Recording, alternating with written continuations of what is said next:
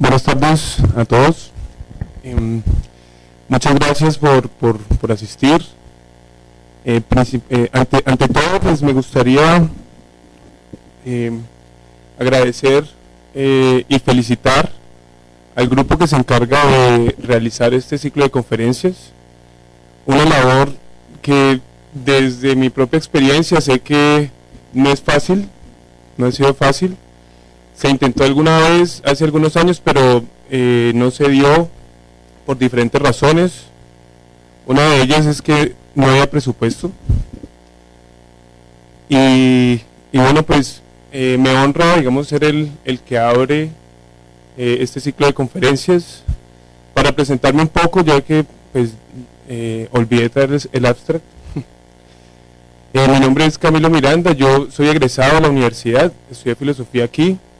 Me fui a Chile a hacer un magíster en filosofía y decidí hacer mi tesis en Walter Miñolo.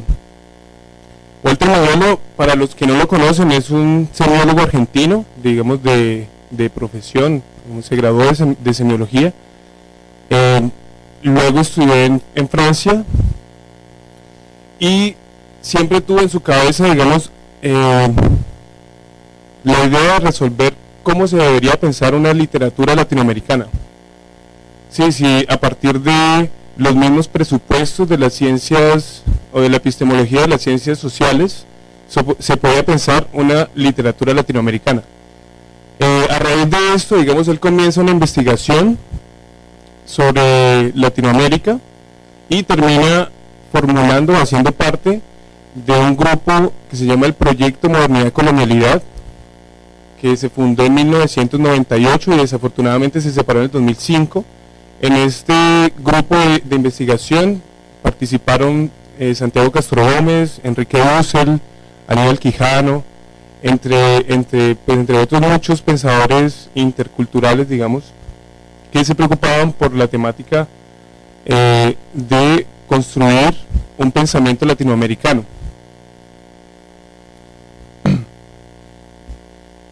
Bueno, sin más preámbulo,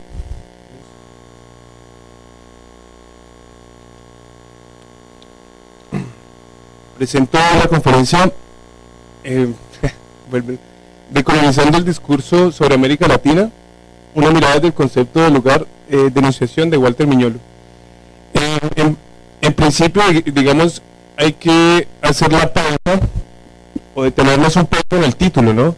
El título lo pongo ahora en un tiempo verbal, el de colonizando, tiempo verbal presente continuo, para dar cuenta de que no es una tarea terminada, sino una labor que se viene haciendo y que lo que voy a presentar aquí no es que el resultado acabado de una investigación sobre la decolonización o una decolonización de América, es más bien como el planteamiento de esta investigación. O sea, la intención de esta conferencia es sobre todo sembrar esa pregunta para que podamos trabajarla posteriormente todos los que estén interesados. También tomo el concepto del lugar de enunciación de Miñolo, que me parece fundamental para la tarea de la decolonización.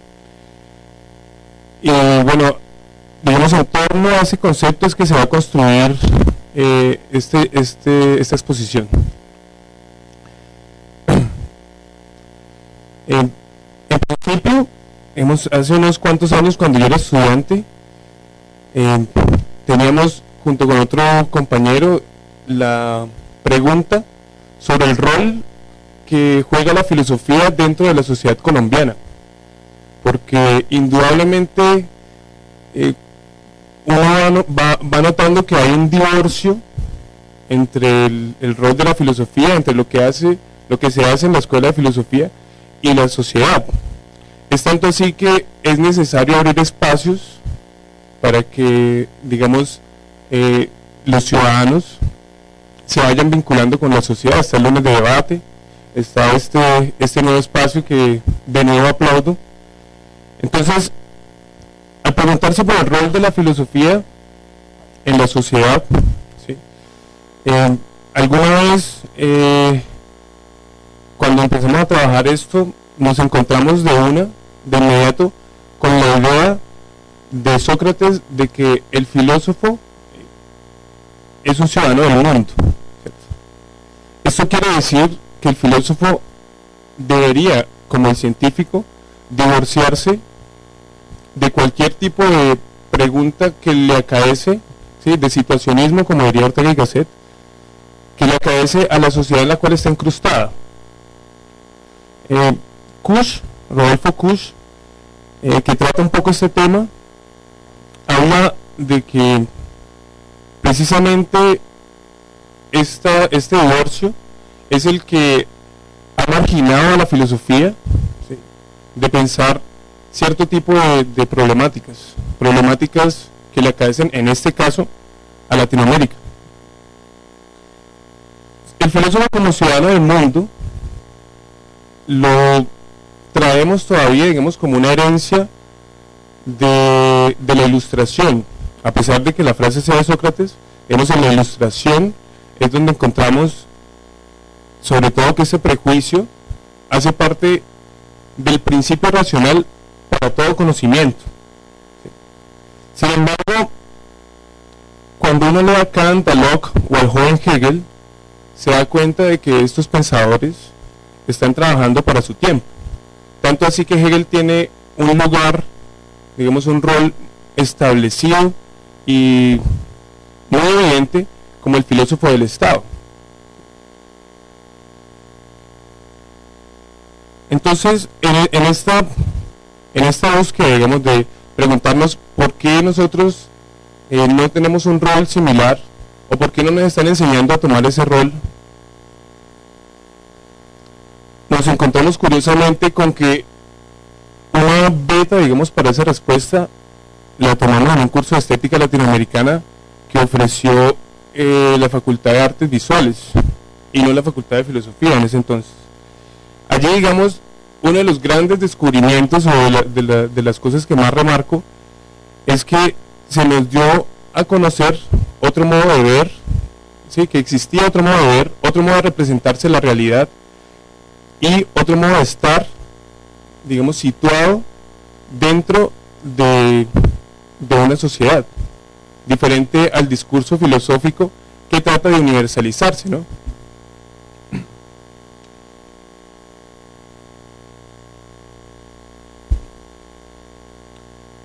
Este nuevo modo de ver, de ser y de estar, lo podemos notar principalmente en la pintura y en el muralismo mexicano de principios del siglo XX.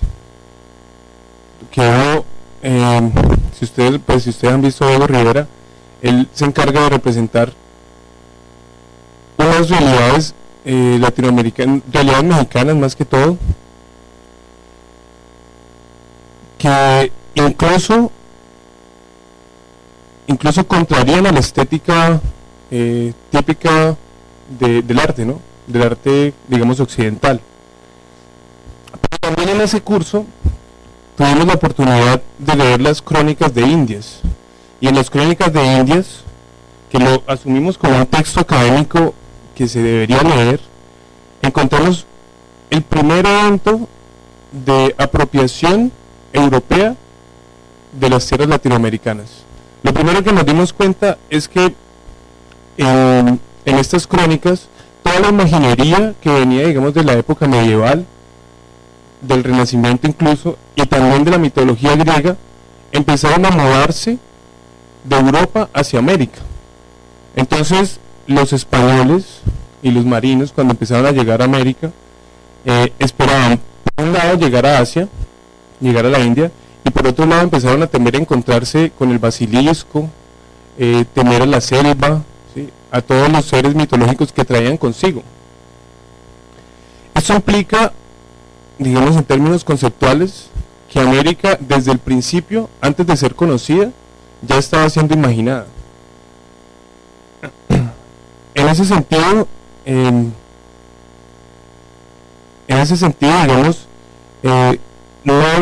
habría que reevaluar, claro que yo creo que eso ya está pasado, pero habría que reevaluar el término de decir descubrimiento de América, ¿no?, en tanto que desde el principio ya se estaba, en vez de descubrir, se estaba encubriendo América.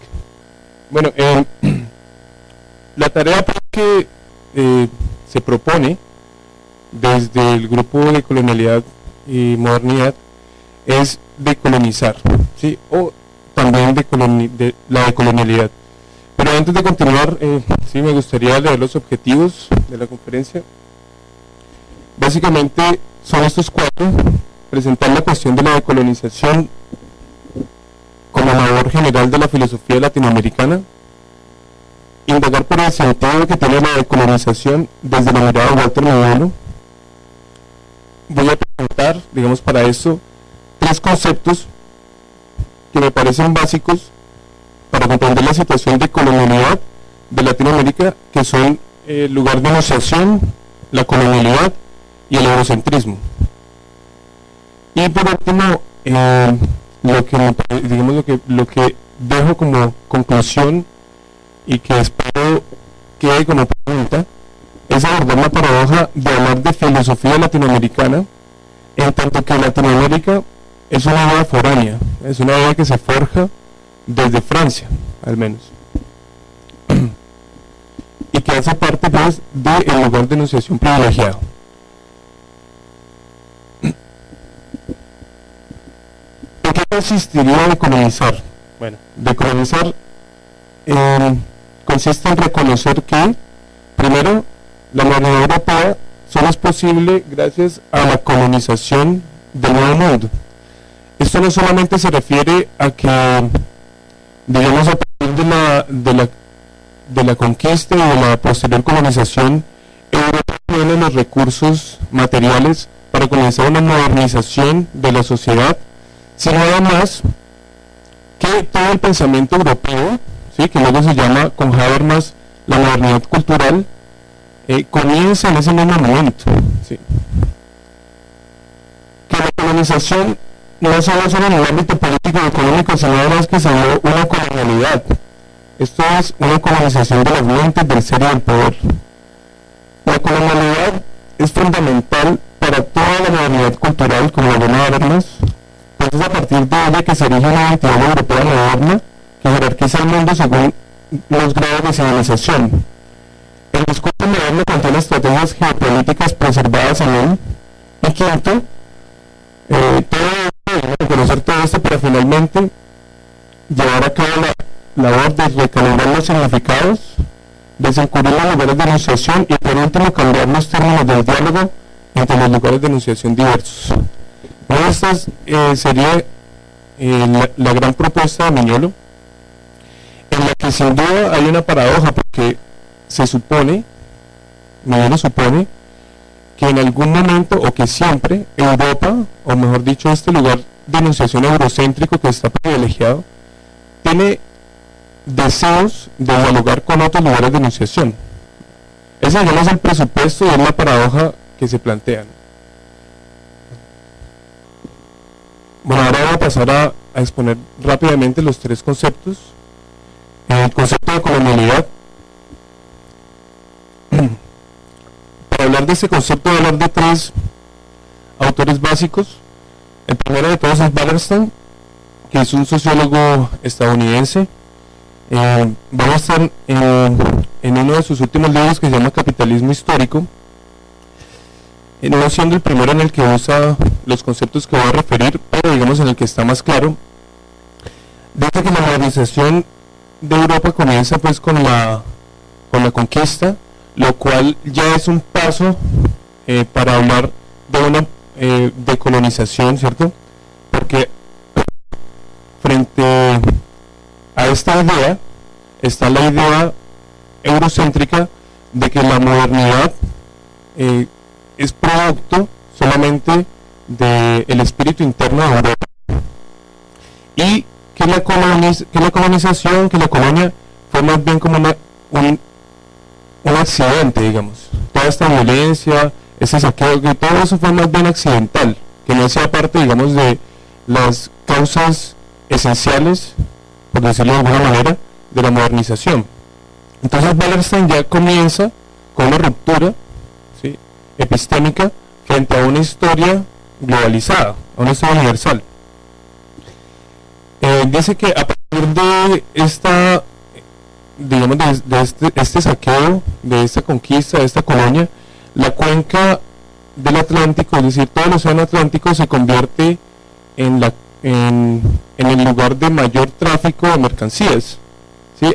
Hasta antes del siglo XVI, los lugares de mayor tráfico de mercancías eran el Mediterráneo y el océano o el mar Índico, ¿no? El de que está en Oriente, perdón. Como sabemos, hacia el siglo XV, XVI, los que manejaban, digamos, el mar Mediterráneo eran los moros, ¿sí? Los musulmanes. Por esa razón, Cristóbal Colón trata de trazar un nuevo camino para llegar a las Indias y trazar un nuevo camino para la comercialización. Entonces, con todo el saqueo de oro y de mano de obra y de recursos naturales, el Atlántico se convierte en la cuenca principal económica. Ese sistema de comercio global, digamos, cuando se descubre América, además de convertirse el Atlántico en esta cuenca, también se completa el globo, ¿no? Hasta entonces no existía la concepción de que hubiera un cuarto continente, por decirlo de alguna manera. Entonces se completa el globo y dentro de este globo terráqueo, Europa ocupa el lugar central. Empieza a ocupar el lugar central, más bien. Según Dussel, Europa solo ocupa el lugar central en el siglo XIX. Bueno, Wallerstein dice que desde ese momento comienza Europa a ocupar el lugar central y a este sistema, donde Europa está en el centro económico, lo llama sistema mundo moderno. Ese concepto lo vamos a, o mejor dicho, el grupo de investigación Proyecto Colonialidad lo va a seguir, perdón, Colonialidad Modernidad, lo va a seguir utilizando con una pequeña variación. Wallerstein, sin embargo, nunca llegó a sospechar que la modernización y la posterior modernidad, mejor dicho, la modernidad cultural, era producto de la colonialidad. Y es a esto, digamos, lo que apunta Quijano, que también es un sociólogo peruano y compañero de Wallerstein. Digamos, esto es lo que agrega Quijano, ¿no? A partir de sus estudios se da cuenta de que la modernidad es producto, o mejor dicho, la modernidad y la colonialidad van de la mano, son pares inseparables. Entonces Quijano acuña el concepto de colonialidad de poder y este concepto, digamos, lo distribuye en dos dimensiones de acción: la dominación social y la explotación económica. En cuanto a la dominación social, el aporte de Quijano es que dice que los españoles, digamos, en general los europeos, inventaron el concepto de raza.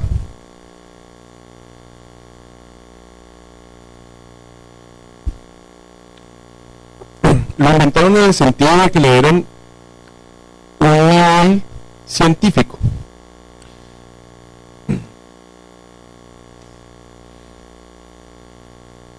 Es decir, ellos a partir de ciertos datos empíricos empezaron a formular un discurso objetivo sobre la cualidad de cada una de las razas que podían conocer. A partir, digamos, del debate de Valladolid que sucedió a fines del siglo XVI, donde las casas, y disculpen un segundo, de las casas de Sepúlveda y el padre Sepúlveda, que discutían sobre si estos nuevos seres que encontraron en América, porque no los llamaban humanos aún, si estos nuevos seres eran o no eran hijos de Dios. En otras palabras, si estos nuevos seres eran o no eran humanos. El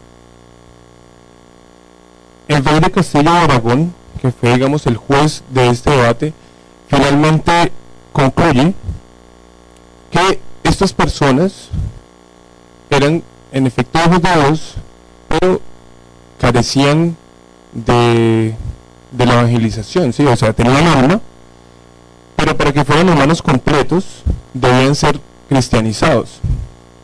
Aquí, digamos, logra uno ver el primer atisbo del dualismo que luego va a tener tanta fuerza en la modernidad, que es civilización, barbarie, o naturaleza y hombre, ¿no? Esta dicotomía, a partir de la cual se va a empezar a organizar todo el mundo y se va a empezar a generar una razón instrumental e incluso una razón teórica.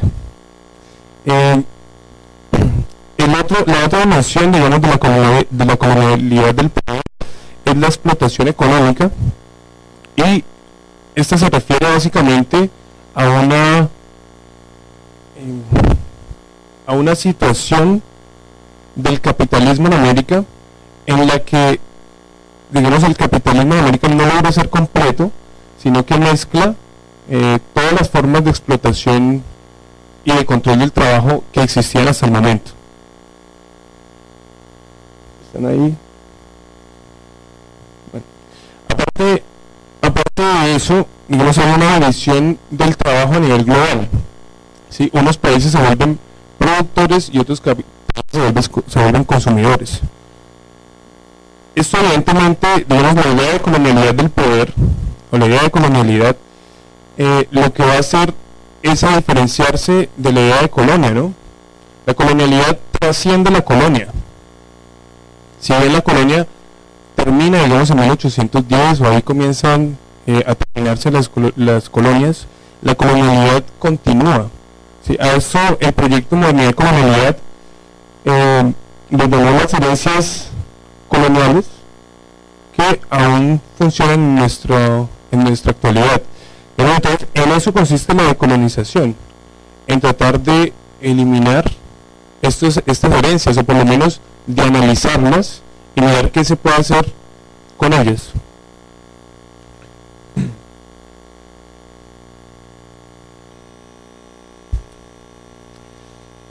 El concepto de lugar de enunciación lo vamos a usar, o lo vamos a mañana como una herramienta de análisis.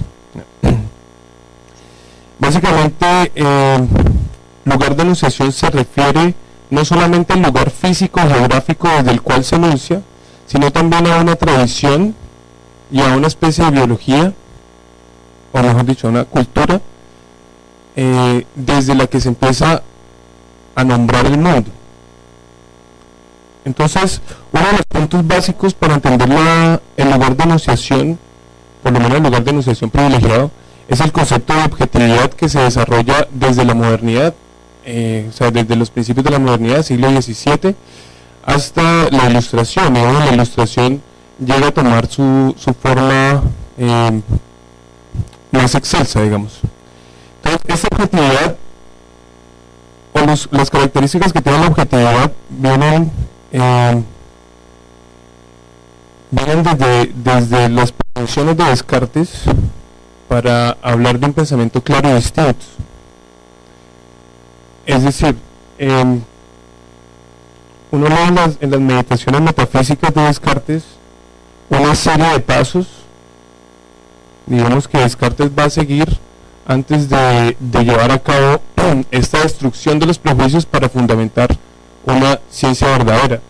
Entonces, estos pasos que lleva Descartes, digamos, conceptualizados, son como siguen. El primero, rechazar todas aquellas opiniones que no vienen desde la infancia. Esto es sencillamente rechazar la tradición.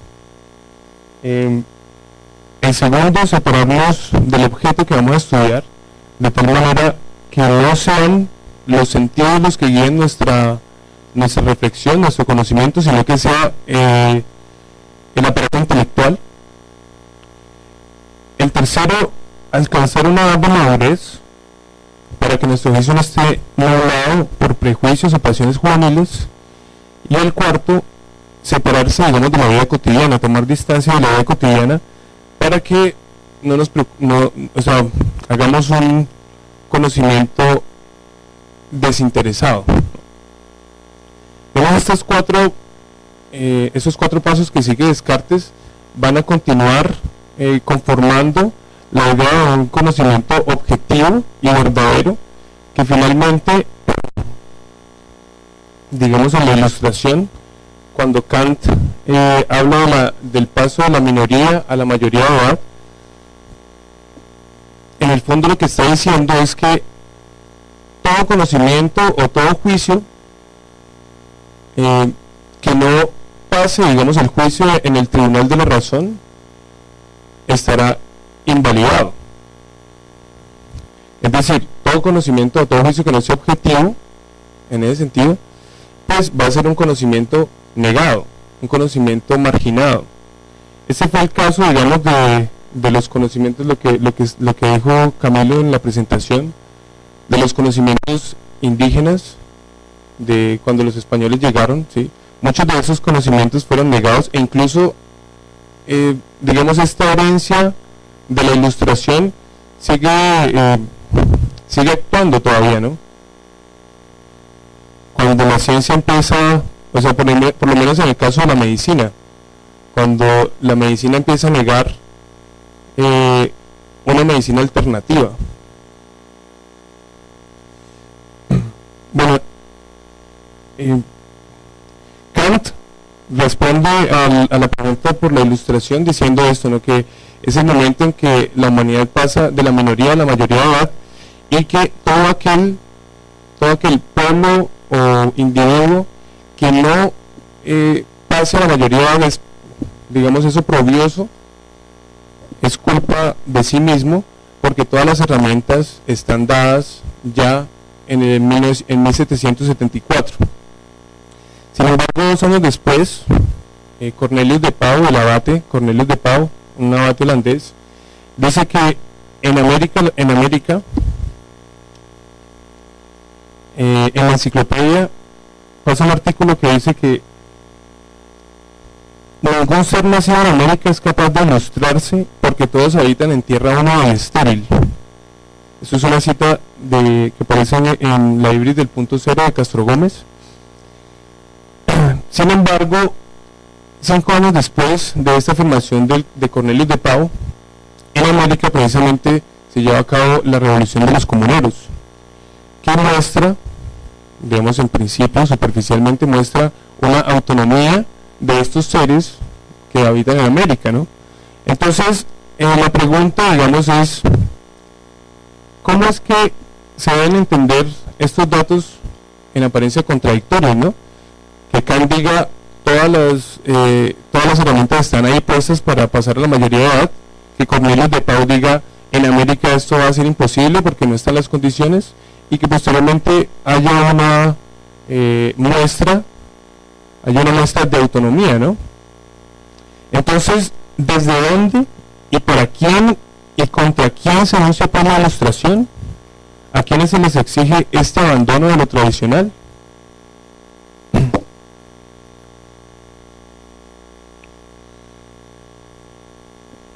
La afirmación de Cornelius de Pauw, muestra claramente que a pesar de ser un ilustrado, a pesar de aparecer en el libro de la Ilustración, que es la enciclopedia, su afirmación parece obedecer más a una tradición europea que a un principio racional, ¿no? O sea, a lo que quiero apuntar es que, como decía Gadamer, el prejuicio de la Ilustración era creer que no había prejuicio, que se podían eliminar los prejuicios, que se podía hablar desde un lugar de enunciación, digamos, puro, ¿sí? Y esta idea, hablar desde un lugar de enunciación puro, es la idea que va a convertir o que va, digamos, a definir el eurocentrismo, ¿sí? Esta idea de hablar desde el punto cero, del 0,0, es una idea que se va a repetir sobre todo en los discursos sobre la ciencia, y va a aparecer en las ciencias sociales y va a aparecer en las ciencias naturales, porque el proyecto ilustrado no era solamente conocer la naturaleza, sino conocer la sociedad también, como se conoce la naturaleza, para generar para producir una sociedad racional y de alguna manera evolucionada, ¿no? Esta era la idea del progreso igual. Entonces, pasemos al lugar. Entonces, digamos que si pudiéramos responder estas preguntas que plantea ahorita, ¿desde dónde, para quién y contra quién se enuncia la ilustración? Diríamos que se enuncia desde Europa, ¿sí? Desde el lugar de enunciación europeo, y contra todos aquellos que no hacen parte de este lugar de enunciación. Y con esto doy paso al tercer concepto, que es el eurocentrismo. ¿Sí? El eurocentrismo básicamente es el lugar de enunciación privilegiado.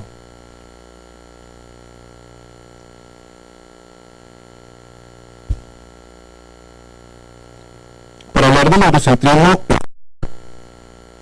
voy a hablar de Husserl y de Amir Samin, básicamente de las concepciones que tienen ellos de eurocentrismo.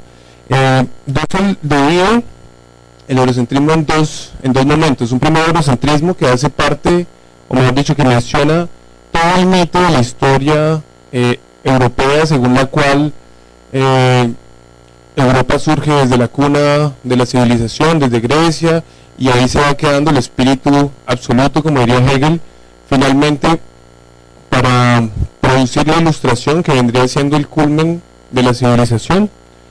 Esta idea, digamos, del primer eurocentrismo está formulada básicamente en el siglo XVIII, en el romanticismo de la ilustración. Digamos, con esta idea del primer eurocentrismo es un poco más sencillo ahora romper, dado pues que esta mitología es fácilmente falseable, ¿no? Y el segundo eurocentrismo que menciona Husserl consiste en no asumir que la colonialidad es la otra cara de la modernidad. ¿Esto qué quiere decir? Que la modernidad y la colonialidad son dos pares de conceptos, ¿sí?, que se ven al mismo tiempo y que son inseparables. ¿Cuál es la paradoja que menciona esto? Que en la medida en que siempre queramos completar el proyecto moderno, vamos a necesitar completar una colonialidad. Sí, siempre va a haber un lugar oscuro, ¿no? Una cara oscura de la modernidad. Amir Samin dice que el eurocentrismo es un culturalismo en la medida en que se propone una cultura como la cultura universal o como el modelo a seguir. ¿Sí? Esta cultura universal, pues, es Europa. Europa se autoproclama como lugar de enunciación privilegiado y digamos la razón que tiene para ello es que Europa, o mejor dicho, los europeos son los primeros, la primera cultura en generar un mapa, ¿sí?, en construir un mapa del globo. Hasta el momento, digamos, las culturas nativas de América tenían un nombre para el territorio que ocupaban, ¿sí?, pero no sabían que estaban dentro de un continente. Igualmente, según Amir Samin y según Husserl, los asiáticos, como los africanos, también tenían un nombre, digamos, para su tierra, pero no se habían dado la tarea de construir, de crear un mapa, de mapearlo, ¿sí? El mapa es importante porque no solamente es producto de la navegación, ¿sí?, no solamente es la apropiación de un mundo, sino que además es a su vez una muestra de cómo los europeos se pusieron en el punto central del mundo, ¿no? Se representaron ellos mismos en el centro del mundo. Y el mapa además es un dibujo que pretende ser objetivo. Entonces, la generación de este mapa es la que le permite, digamos, comenzar a apropiarse del mundo, y es Europa el que comienza a nombrar el mundo, es Europa el que llama Asia, Asia, es Europa el que llama África, África, y es Europa el que llama América, pues América. Para concluir, digamos, este concepto de eurocentrismo, me gustaría apuntar que el eurocentrismo es una construcción mitológica que se apropia el espacio y el tiempo. Entonces el espacio, como les acabo de mencionar, a partir de la construcción de mapas, colocándose en el punto central del mundo, y el tiempo, ellos autorrepresentándose en la vanguardia del tiempo, o sea, poniéndose adelante de todas las demás culturas y por lo tanto erigiéndose como una cultura modelo. En este apartado, digamos, la intención es básicamente comenzar, digamos, a partir de estos tres conceptos, a formular la decolonización del discurso, ¿no? Entonces, lo primero es que ya no se habla de descubrimiento, sino que se habla de invención. Normalmente, uno acepta muy a la ligera los nombres de los continentes, ¿no? Asia, África, América, incluso acepta también el norte, el sur, acepta también Oriente, Occidente, primero, segundo, tercero, cuarto mundo, como si de alguna manera estas palabras estuvieran dadas por sí o que tuvieran una relación directa con el objeto que se menciona. Y, digamos, pasamos por alto que todas estas denominaciones datan al menos de apenas hace 500 años.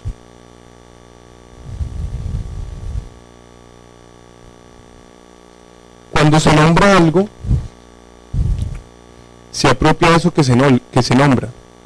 Y asimismo, cuando se nombró América, Europa se apropió de América. ¿Sí? Cuando Cristóbal Colón llegó a territorio americano, él creyó que estaba en la India. Existía un mapa, digamos, cristiano, que se llama el mapa de TNO. ¿Sí? En el mapa de TNO, la O representa el mundo y la T parte la O en tres partes. ¿Sí? Cada una de esas partes representa un continente conocido, mapeado ya por los europeos, y a cada una de estas partes, de estos continentes, le corresponde un hijo de Noé. En el norte está Asia, el más grande, ¿sí? Y a ese le correspondía Sem. Sem era el hijo del medio de Noé, y Noé, digamos, le había dicho a Sem que su tierra iba a ser fructuosa, iba a ser fértil, y el hijo que él nunca perdonó, que fue Cam, el hijo menor, iba a ser su servidor. A Cam le correspondía, digamos, por oposición, la tierra menos fértil de todas, y digamos su castigo es que iba a ser el siervo de sus otros dos hermanos. Como podemos adivinar, a Cam le tocó África, y a Jafet, que era su primogénito, Noé le dio, digamos, la mejor tierra, o la tierra que se iba a expandir, que se iba a expandir. Este es Jafet, y esta tierra corresponde a Europa. Entonces, este era el mapa, digamos, la conceptualización que tenían los cristianos del mundo, y cuando Cristóbal Colón llega a América, sigue funcionando este mapa, ¿no? Porque él está en Asia. Cuando él narra los primeros hombres que ve en Brasil o que ve en Cuba, él sigue pensando que estos hombres son asiáticos. Incluso él se muere, que él hace dos viajes a América, después del segundo viaje en 1502, si no estoy mal, él muere creyendo que está descubriendo un camino desde China hasta la India, que está caminando por la península de Anatolia.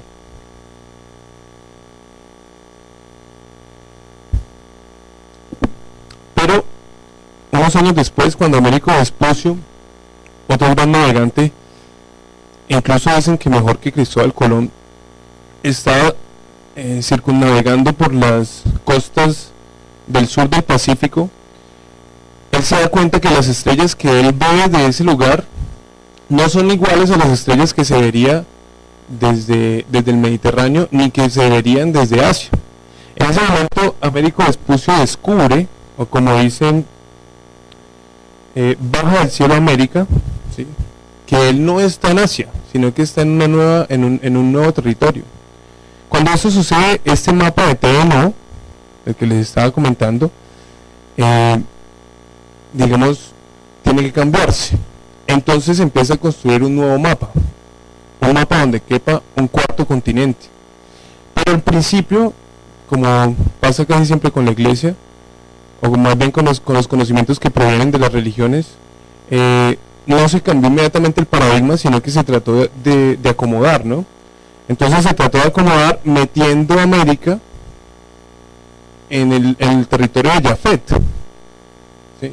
Es decir, ya había una intención, digamos, de hacer del nuevo mundo un mundo europeo, ¿sí? Había una interpretación de ese mundo, había una apropiación de ese mundo. A esto, digamos, es lo que Husserl denomina el encubrimiento del otro, ¿no? Pues no es que se descubra un nuevo mundo, sino que al contrario se encubre primero con una identidad asiática y luego con esta identidad más bien europea, ¿sí? Sin embargo, digamos, la nota, digamos, a subrayar ahí es que esas personas que habitan en este nuevo mundo son vistos según la dicotomía civilización-barbarie, o sea, están vistos como seres del pasado, seres salvajes, y por ende están vistos como un ser en potencia. Un ser en potencia en el sentido de que puede ser civilizado, puede ser evangelizado. Y de ahí, digamos, se forma esta idea de la misión civilizatoria, que en nuestros días lo podemos llamar como, o sea, está, digamos, contenida en la idea de progreso, en la idea de acabar con la pobreza, en todas estas ideas que finalmente lo que permiten es que Europa se apropie, o bueno, Europa en estos años no, pero otros países que estén en el centro, digamos, se apropie de diferentes recursos, tanto humanos, intelectuales, como recursos económicos, digamos. Bueno, para ir terminando con la intervención, traía este apartado, la colonialidad continuada, que lo que quiere mostrar es que hay una tarea por hacer, ¿no? Esta tarea por hacer es la descolonización, y lo que pretende mostrar es dos citas en las que es muy evidente, digamos, el nivel de colonialidad que todavía existe. Claro que estas citas, digamos, no son muy contemporáneas.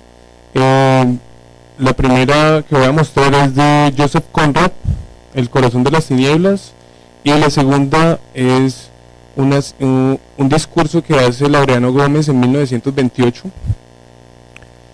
en la que se ve claramente, digamos, que estas dicotomías modernas de las que le hablo, civilización, barbarie, y esta idea de racismo que aparece planteada en Quijano, digamos, se continúan en estos discursos.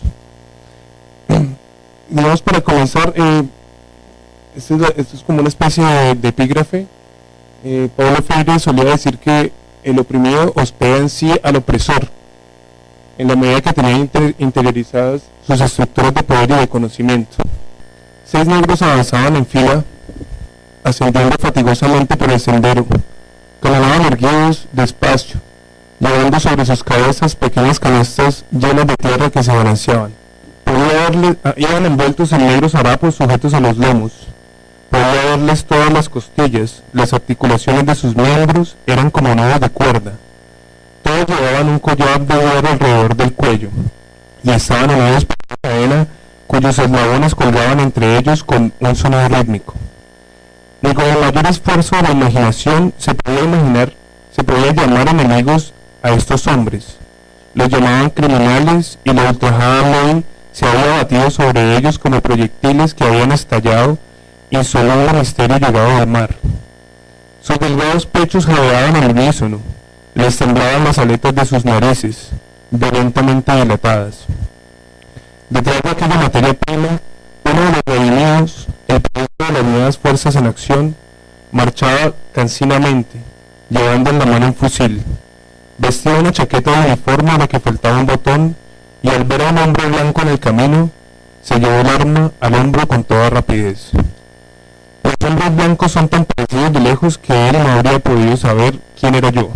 Se tranquilizó rápidamente y con una amplia, blanca y canallesca mueca y una mirada a su cargo, pareció hacerme partícipe de su confianza exaltada. Después de todo, yo también formaba parte de la gran causa de aquellas altas y justas acciones.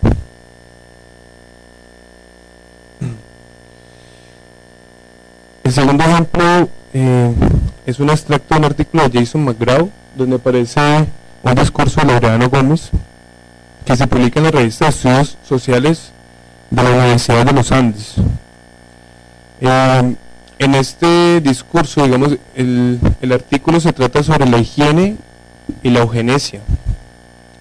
En Colombia, entre los años 1900 y 1930. Digamos, lo que se remarca en el artículo es que todas las políticas de higiene que se llevan a cabo principalmente después de la pérdida de Panamá, con la intención de que los extranjeros y de que el comercio vieran de alguna manera una costa caribe, digamos, desarrollada, sin enfermedades. Todas estas políticas que apuntaban hacia eso tenían en el fondo, digamos, una matriz epistémica justificada, digamos, en la ciencia lamarckiana de la genética, según la cual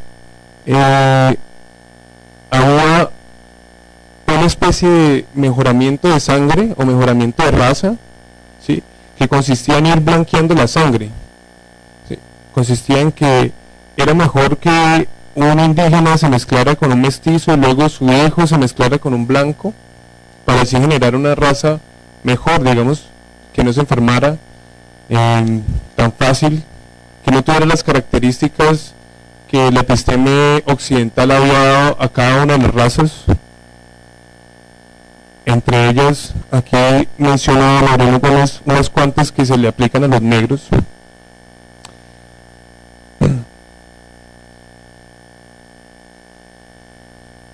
Y de hecho, esta episteme, digamos, no estaba, porque uno puede pensar, bueno, pero Laureano Gómez es un tipo de derecha, ¿no? Y puede pensar que su discurso está radicalizado ahí, pero sin embargo, el artículo se encarga de mostrar que otros políticos que trabajaron este mismo tema, digamos, acogían, o estaban de acuerdo con este tipo de conocimiento.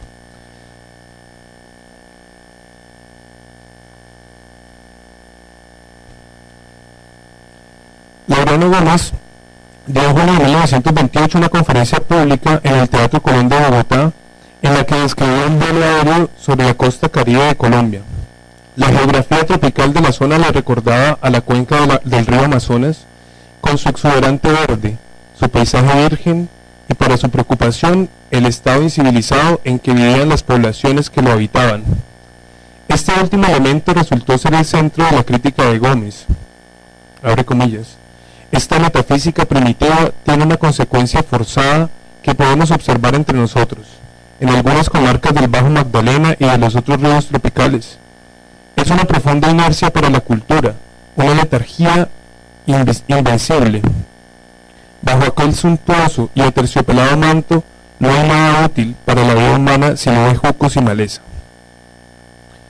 Sin embargo, el problema también estaba en el hecho que, según Gómez, la costa había caído bajo el influjo de una cultura extranjera, en particular la norteamericana. Peor aún, la región del Caribe se había formado por el espíritu negro rudimentario e informe, como que permanece en una perpetua infantilidad. Además de ser mentirosos y adoradores de falsas imágenes, los negros pertenecían a la raza salvaje que constituían los elementos bárbaros de nuestra civilización. Al final de su juicio negativo sobre la región Caribe, Gómez afirmó que en largos trayectos de vuelo no se distingue huella alguna de vida civilizada.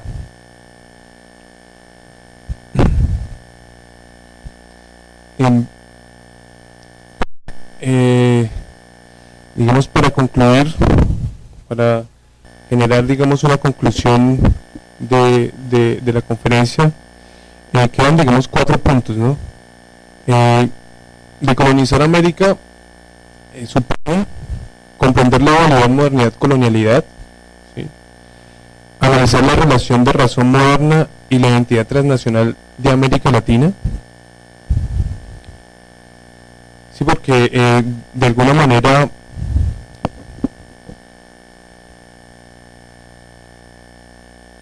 digamos la crítica directa a la modernidad como una crítica de alguna manera negativa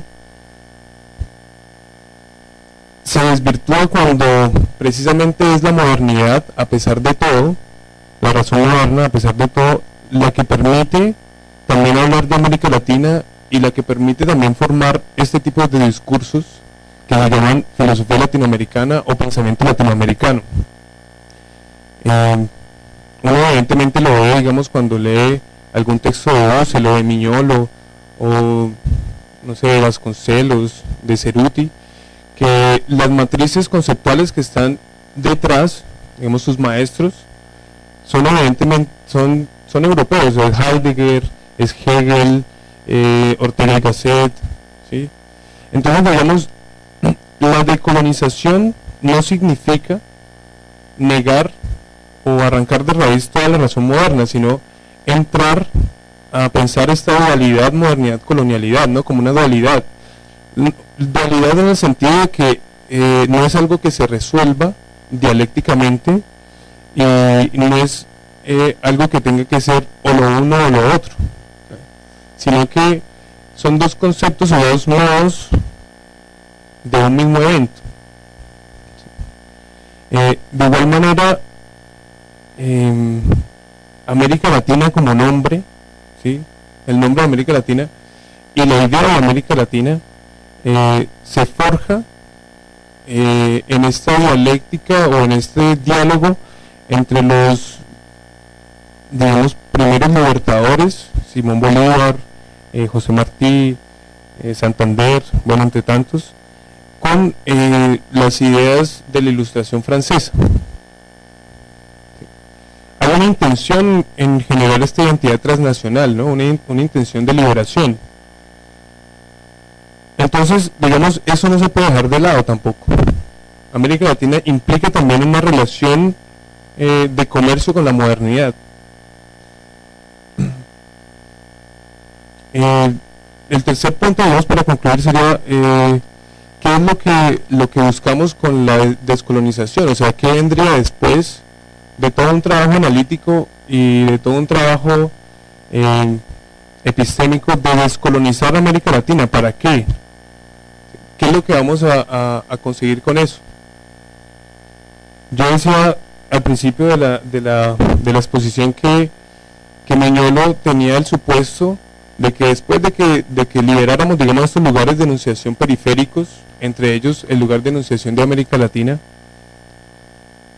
el lugar central que en este momento lo ocupan, digamos, Estados Unidos, algunos países europeos como Inglaterra, Francia, Alemania y tal vez probablemente China, van a estar interesados en dialogar con nosotros, ¿no? Y en generar nuevas políticas.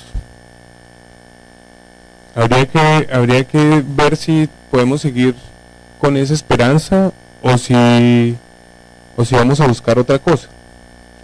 Y cuarto y último, descolonizar, para concluir, sería entonces saber si ello implica una salida a la modernidad, un pensamiento otro o una alternativa menos radical. Muchas gracias.